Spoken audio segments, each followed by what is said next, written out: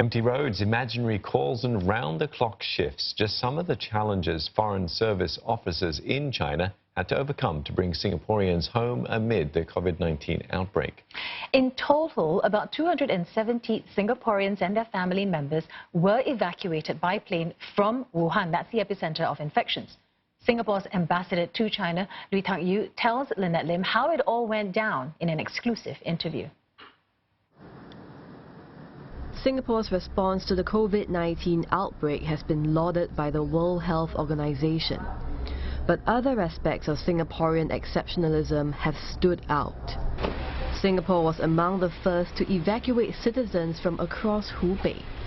This meant that the Foreign Service worked around the clock to secure the relevant approvals from various levels of the Chinese government, including those in 16 cities and counties.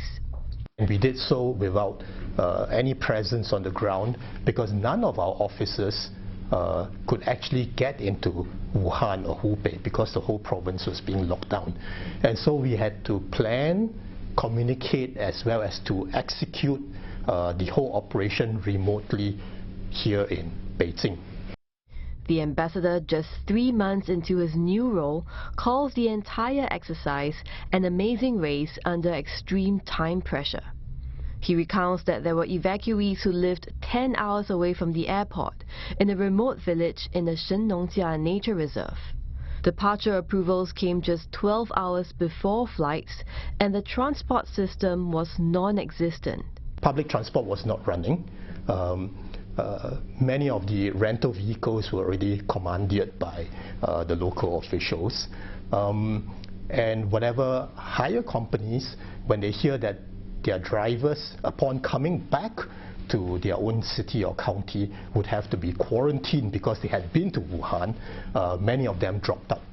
The job is part of supporting Singaporeans, a calling Ambassador Lui says is the most important for Foreign Service officers. Morale is high because his team believes they have made a significant difference to those who have returned to Singapore, although sometimes the workload can take a toll.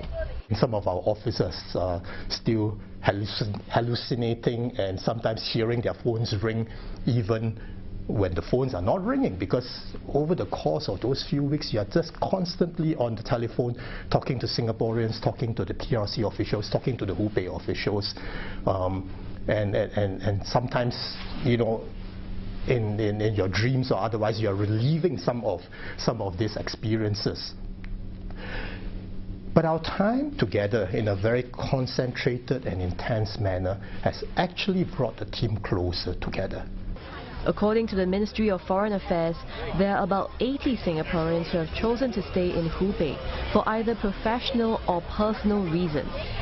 They are among an estimated 13,000 residing in mainland China. More evacuation flights aren't on the agenda, so Ambassador Lui is urging them and others who may arrive to stay in touch, just in case help is needed.